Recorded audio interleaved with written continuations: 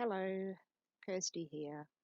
This is the second part of Abby and Libby from Delphi, Indiana, the astrology of the murder of these two young girls.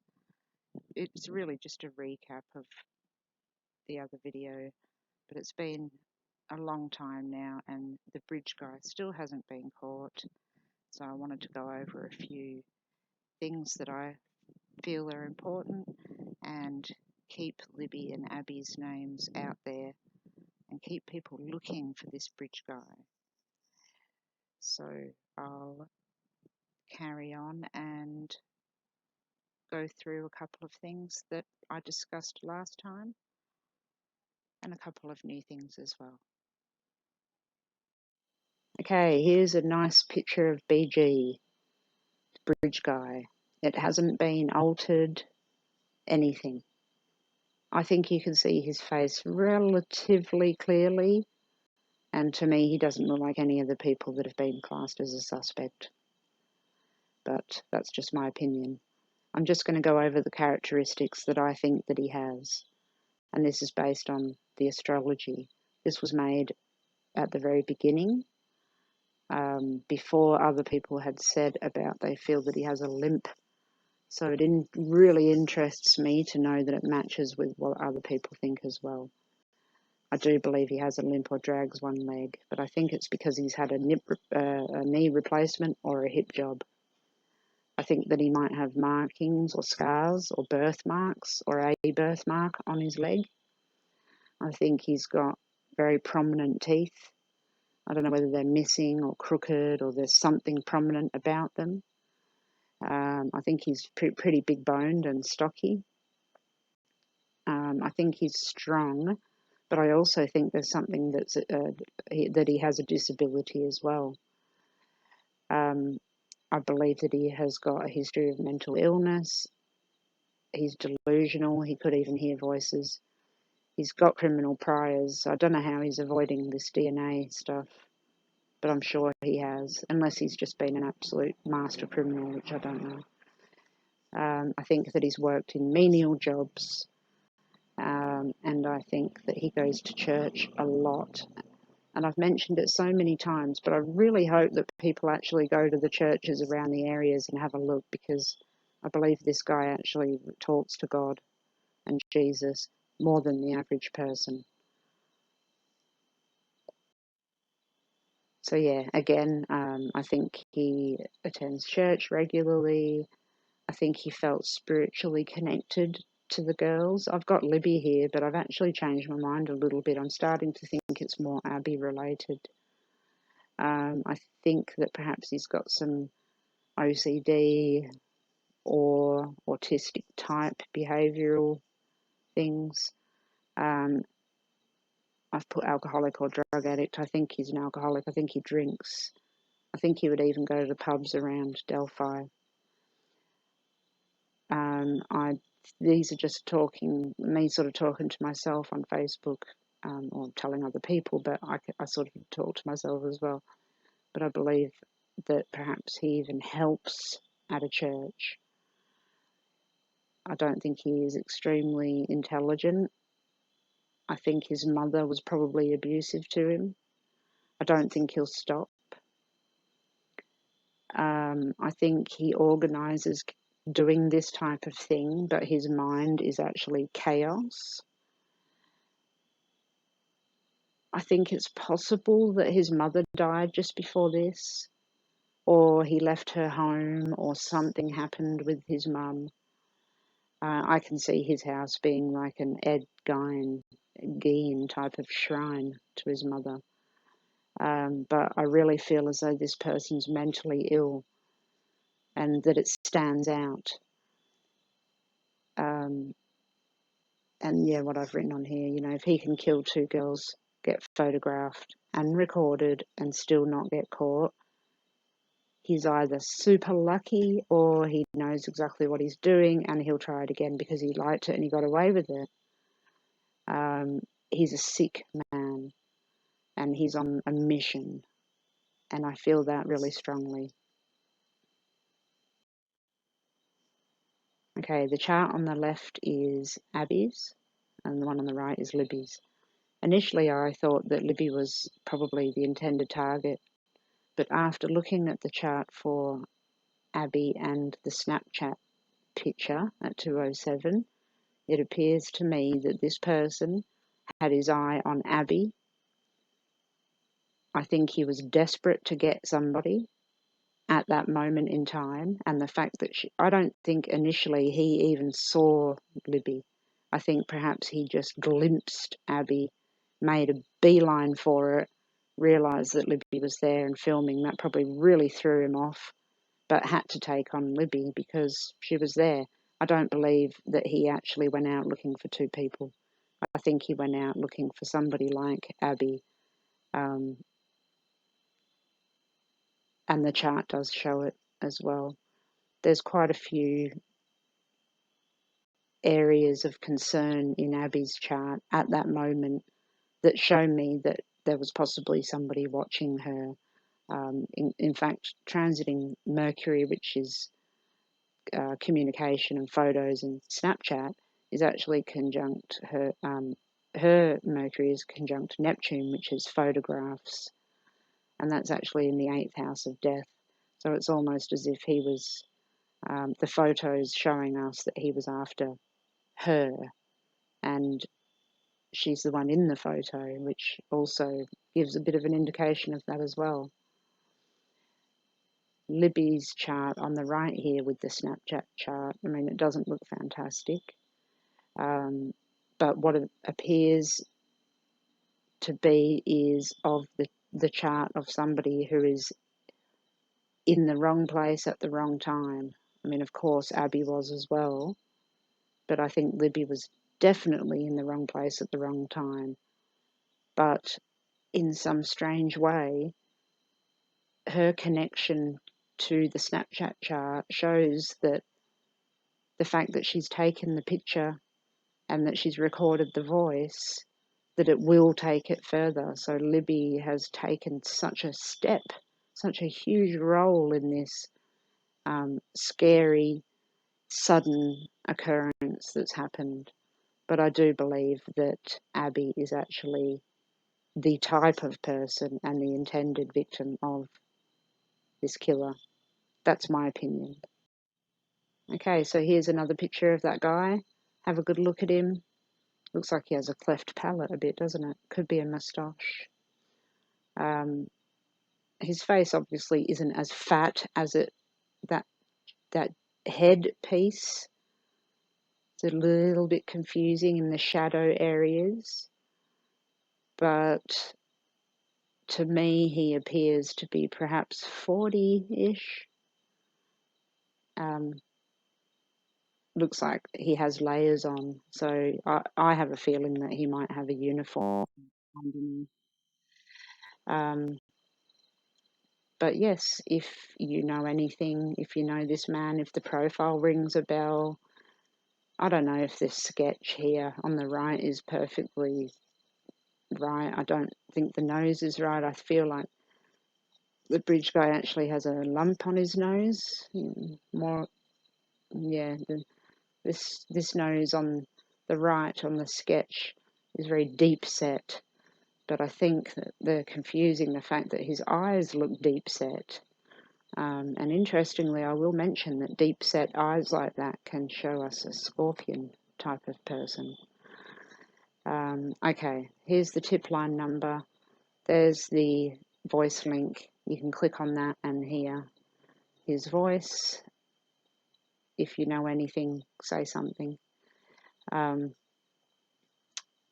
This guy knows the area, and strangers don't know areas like that. I live in a small place like that myself, and unless you know the place, you don't know if you can go to an area like that, brazenly kill two people and get away with it.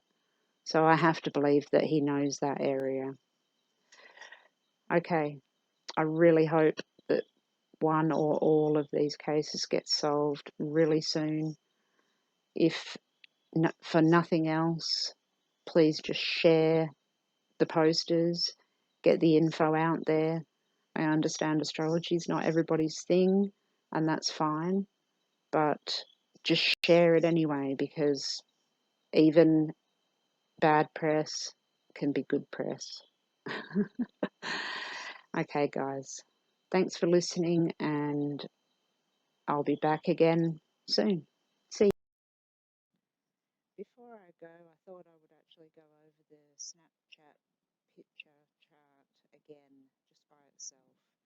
So on the left is the full version from astro.com, and on the right is just a close-up of it. So all the indicators of the person, the bridge guy, come from the 7th house area, or where it says DC. That is the sign of Capricorn, and the ruler of the sign of Capricorn is Saturn, and Saturn is sitting in the 6th house, underneath that 7th house cusp, or the DC. The DC represents the suspect because it is opposing the AC, which is the person in question, or people in question, or the question. So Saturn, being the ruler of the DC, shows us many of the attributes that I was mentioning before about the limp and leg issues and teeth issues and things like that. What Saturn in the 6th house, just below that 7th house DC line, shows me is that he was actually watching someone for a period of time. I don't think it was a long period of time. Like I said before, I think this shows the stalking of Abby in particular. And the reason why I do think that is, you'll see on this chart we have a Cancer rising Capricorn descendant, and Abby's natal chart is the same. And her Chiron, in fact, which is the wounded healer, is right on top of Pluto there in the 7th house in this event chart. So that leads me then to Pluto being in the 7th house in this event chart. Pluto, many people think Pluto represents death, but in astrology it actually doesn't. Saturn is more representative of death. Pluto is big changes. It usually represents a new beginning, but in forensic charts and criminal charts it shows nasty endings, basically.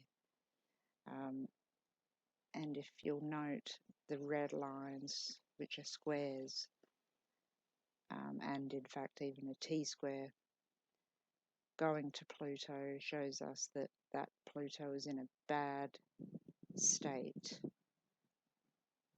It is squaring Jupiter. Jupiter's a benefic planet, so it wants to act in a good way, but it can't when it is squaring Pluto like that in the 7th house. Pluto's also squaring Mars in the 10th house, and that Mars coincides very, very accurately with Abby's chart and her moon.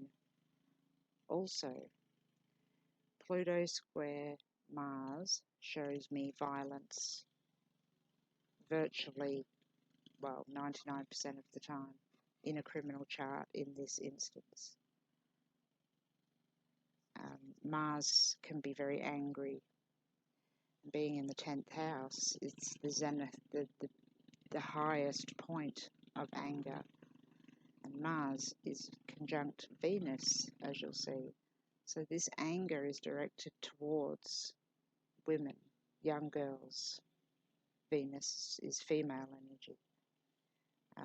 you'll note that Venus is in the decan of Mars, so that gives extra anger towards the girls. Again, Venus is very active in Abby's natal chart in that area as well. Okay, a couple of other signs that show things aren't good are the moon being at 29 degrees. It's a critical degree, and whenever I see the moon at 29 degrees in an event chart, it's never usually a good sign. Being in the 4th house, the moon is actually the ruler of the girls because it's Cancer on the AC, and it's in the 4th house where it belongs, as though they are going home. Unfortunately, not to their mum and dad home. Then something that is quite glaringly obvious is Mercury and the part of fortune are conjunct very tightly in the 8th house of death. Now Mercury, the 8th house is actually ruled by Capricorn. So we've got the 7th and the 8th house ruled by Capricorn. So the 8th house in Capricorn indicates, because Saturn rules Capricorn, that a death has occurred at this, just from this point onwards, a little bit after this point. Mercury is communication, Snapchat, Facebook, social media, talking to people, taking photos on social media, etc. And that is in the 8th house as well. So that shows us why this picture is so pivotal for this particular chart and to work out what's going on. Okay, so the last thing that I see that is really glaring to me is Neptune conjunct the midheaven, and that also gave me a really good indication of how this person thinks. It's very delusional when it's conjunct the 10th house. It's open for people to see. So this person has visually, or you can tell that they have got delusions of grandeur or some type of delusions related to religion. It's in the 9th house. 9th house is religion, along with the sun in there as well, which is trining Jupiter, which is also religion, which is what leads me to the church. But Neptune in the 9th house conjunct the midheaven, or the MC, in Pisces, really shows that this person is not thinking like a rational person, or probably insane, actually, if I was to hazard a guess. Okay, I'll leave it there for now, and I hope that's helped with a little bit more of understanding of how I've come to this profile. And please, by all means, share or not, but at least share the picture of the bridge guy, and let's try and get this guy caught. Okay, thanks guys. See you later. Bye.